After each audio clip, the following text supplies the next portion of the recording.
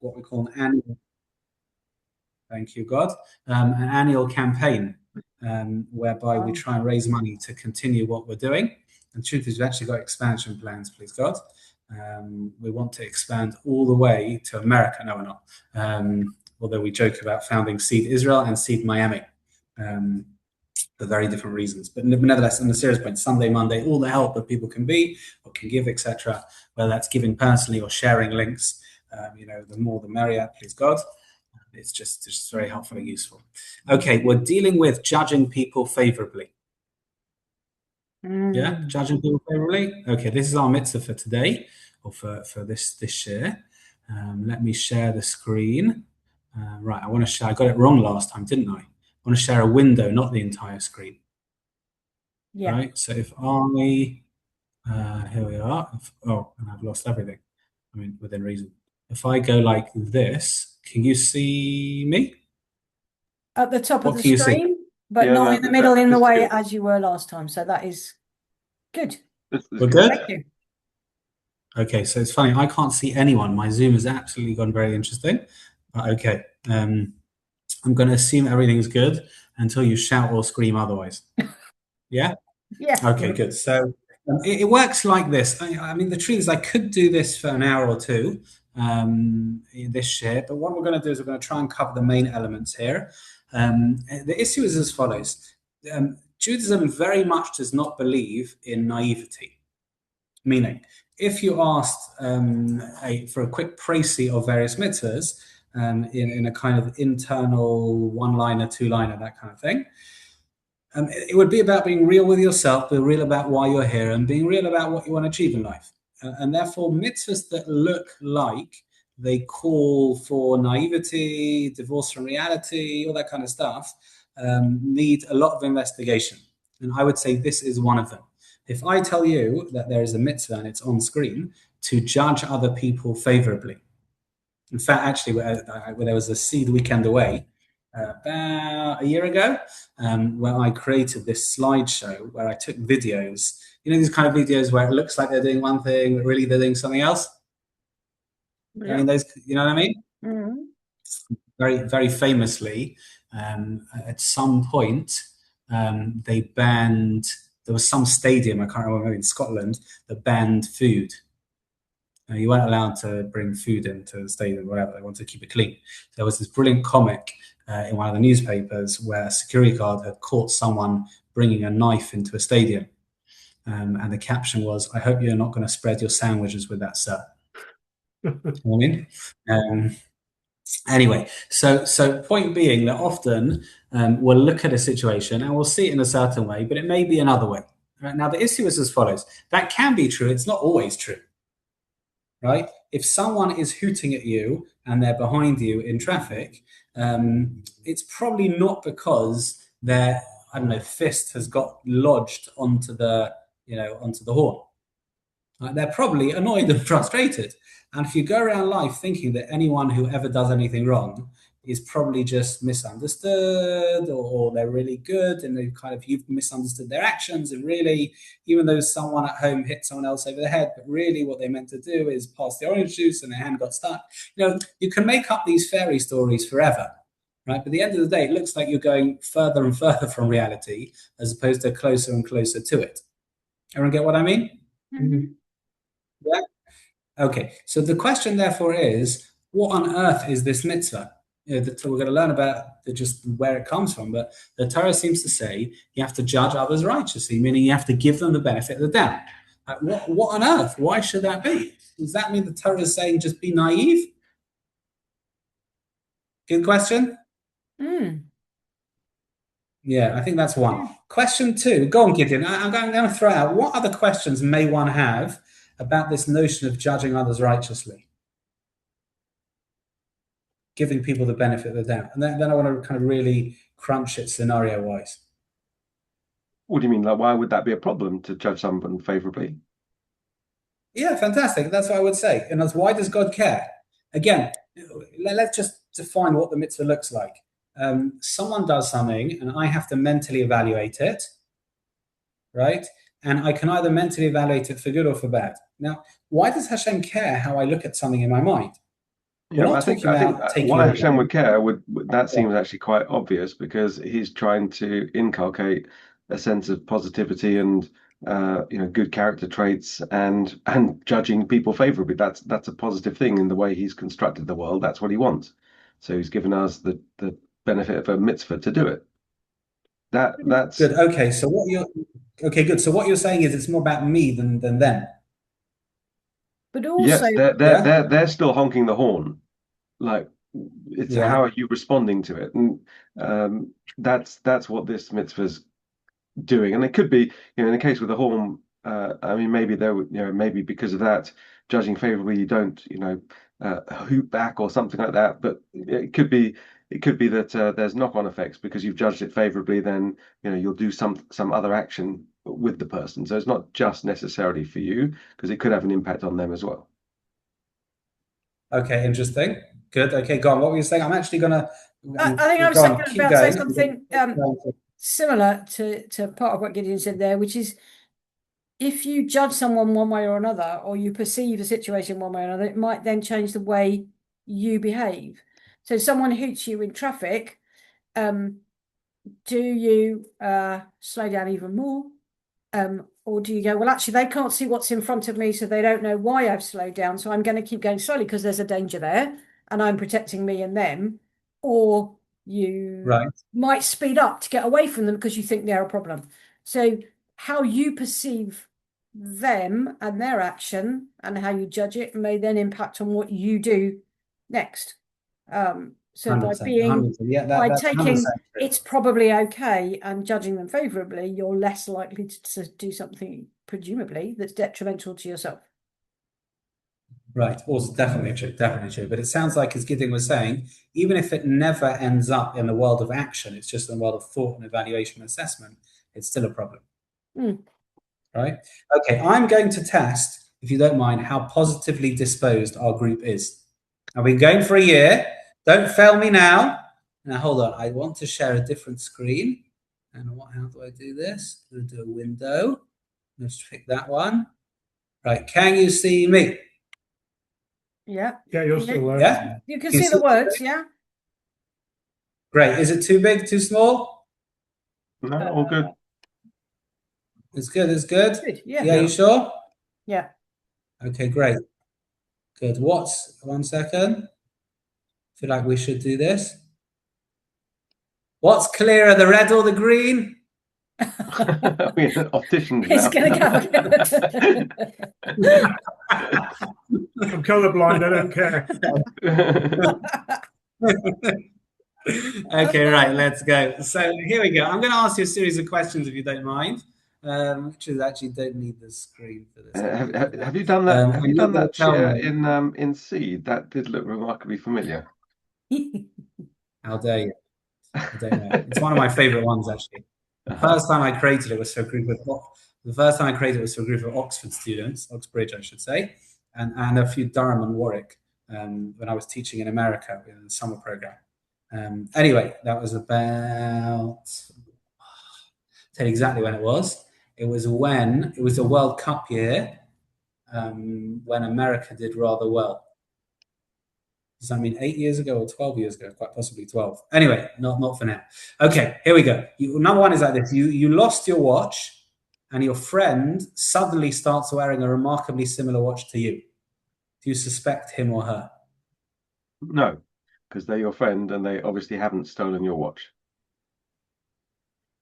Okay, everyone all as positive? Yeah, if it's a friend, yeah, absolutely. Yeah. Okay, Jeremy, you're good with that? I'll give you a friend of mine once said something about their greatest compliment being I can't remember quite the phrasing of it, but for someone to copy what you do and the way you do things is about flattery.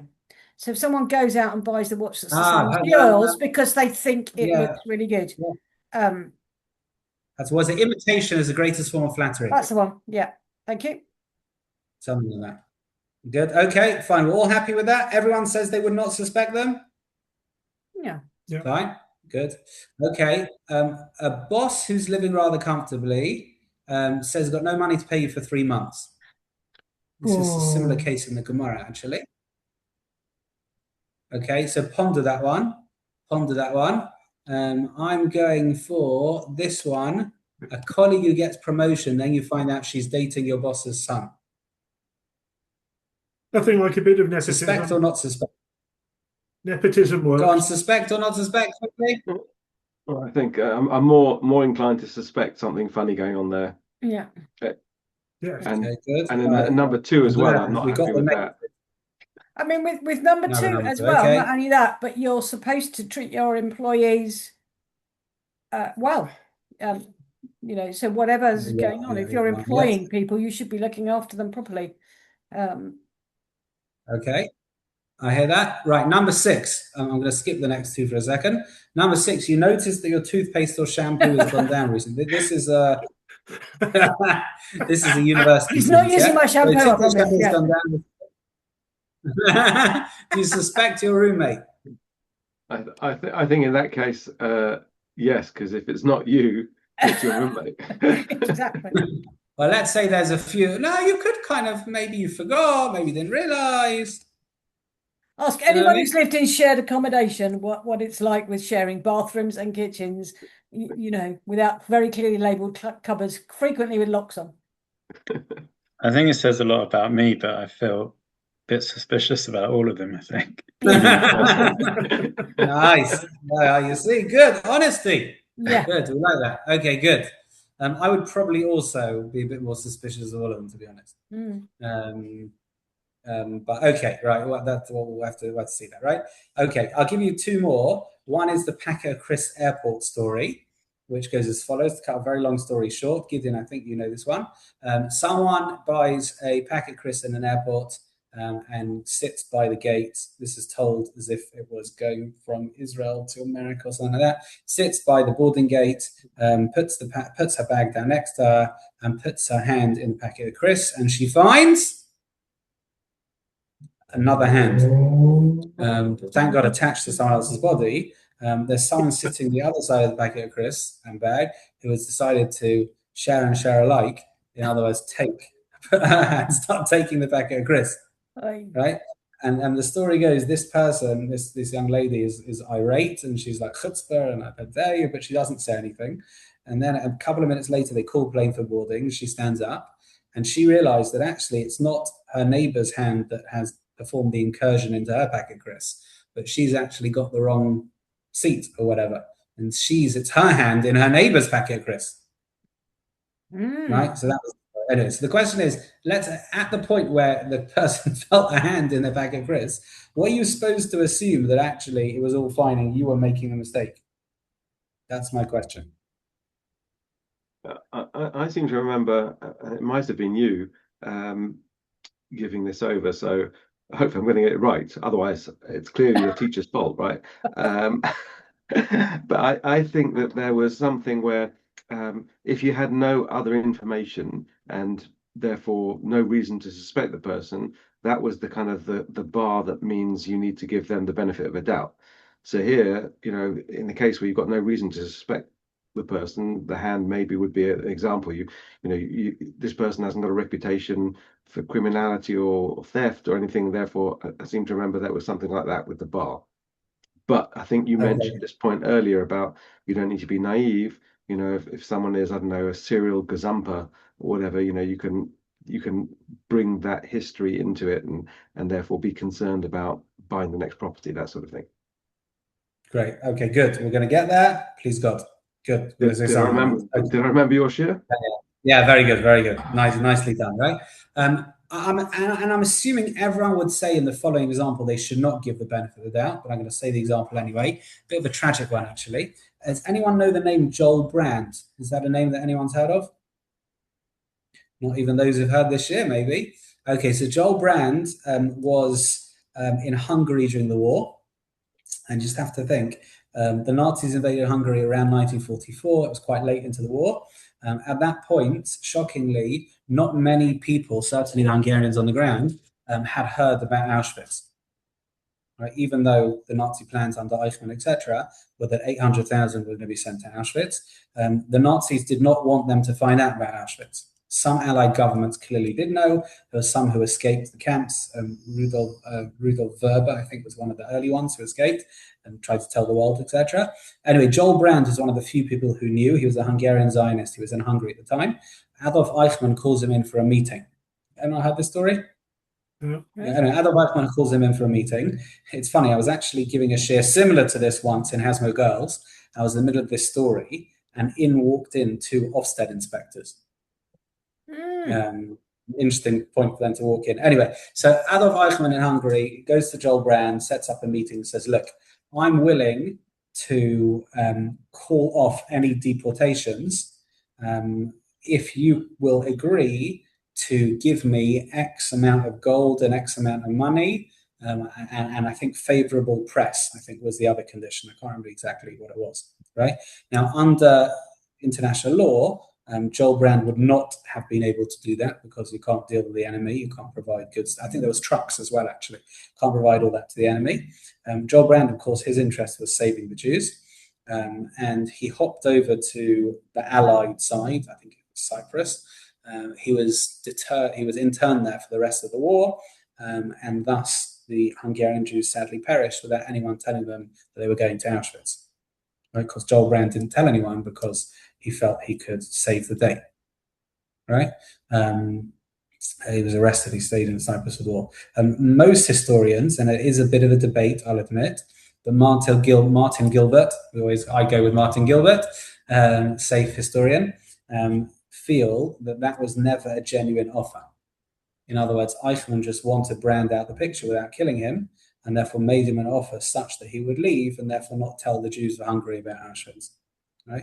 So I just want you to put yourself into the shoes of Joel Brand.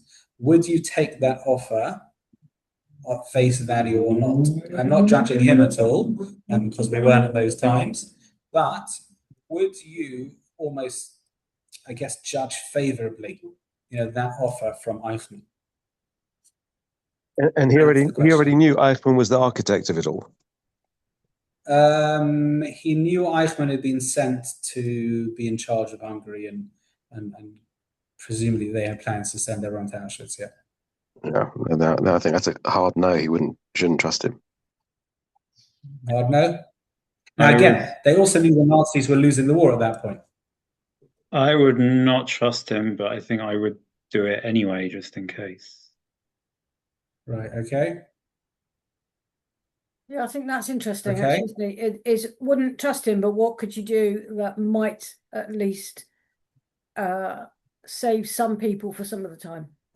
Could you put it off enough? Right. Could you do enough of what he wanted to slow him down so he wouldn't be able to do what he wanted to do? Right. And like anything else, can one man do that? How many did he need to agree with him? Certainly wouldn't have given him the benefit of the doubt and believed him, but could he have used it for leverage in some way? Right. Okay, there you are. So that's all on our table. Now I'm going to share one more time this screen over here, and let's get, in the few minutes we have, let's set up what this mitzvah is. Okay. So again, the question I'd like to ask everyone is, again, what and why? Meaning, what are the parameters of this mitzvah? Giving people the benefit of the doubt, and why? The why will become a little more life relevant, because let's face it, every one of us have situations in our lives where we have to judge people righteously. I actually remember I was driving to school one day, and someone cut me up as I was trying to get to school. I'm not going to say which school, and I was in a rush. Anyway, and I thought to myself, should I say something? Should I shout out the window? Should I hoot?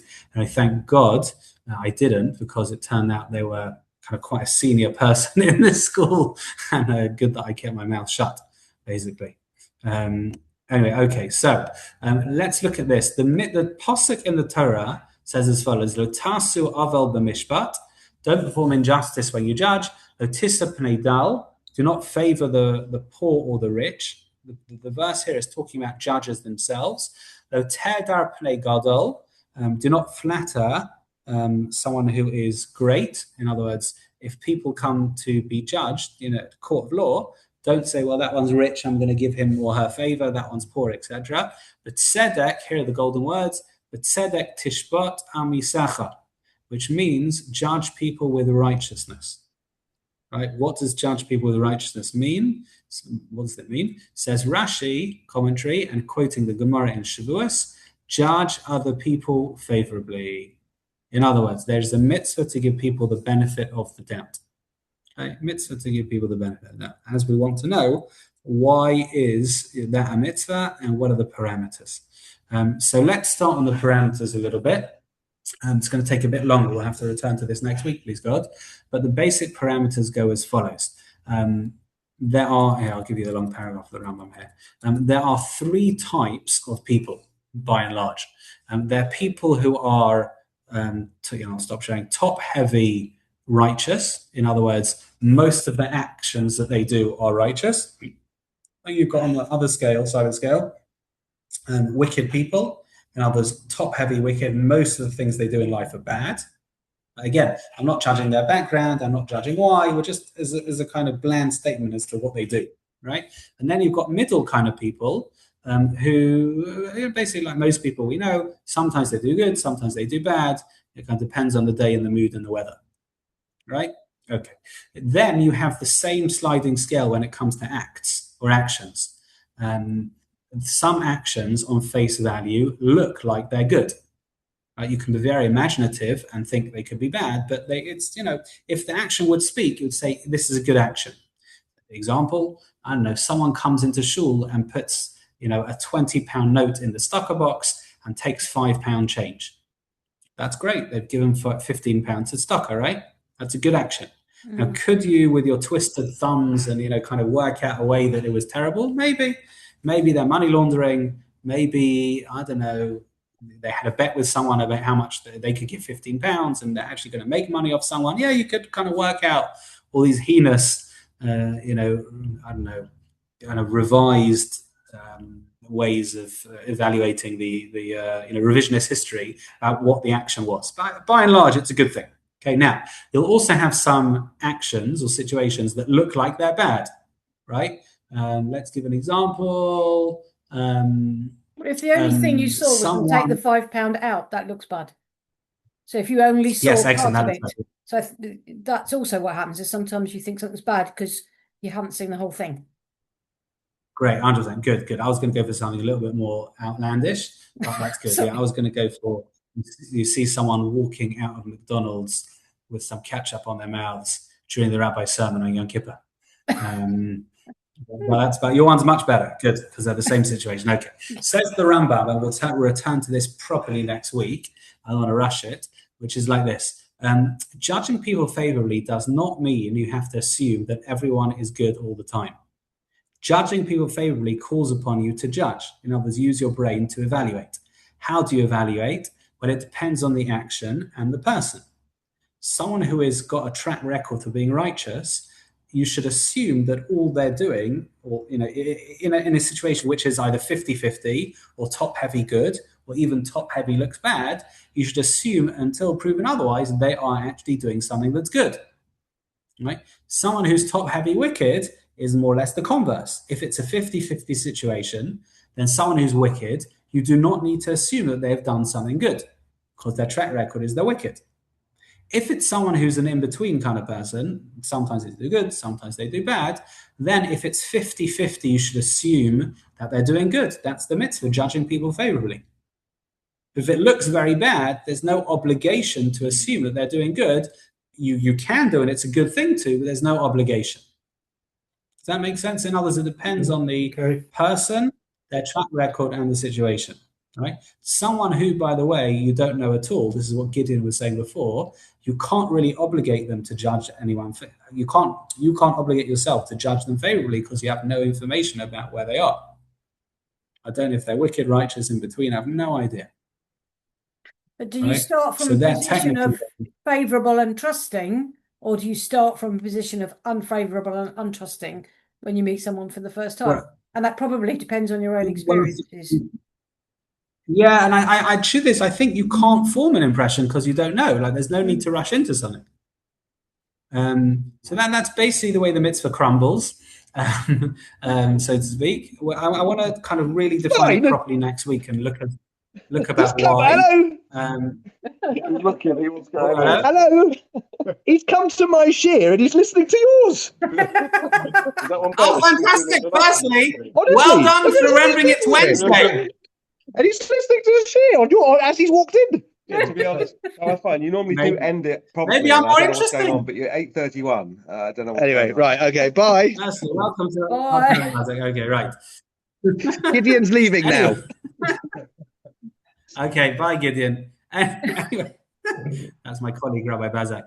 Anyway, basically, point being that it depends on the situation and the person. And what I want to do is I want to go back to all those scenarios. We'll start there next week and work out what one should have done. In other words, the fellow who stole your watch or didn't steal your watch, the colleague who got promotion because they were dating the boss's son, and all the various others. Let's use the prism and net we've created, and let's see how that goes. Thank you. Okay. Thank you. Thank you very much. Okay, well done, everyone. Good to see you all. Keep well.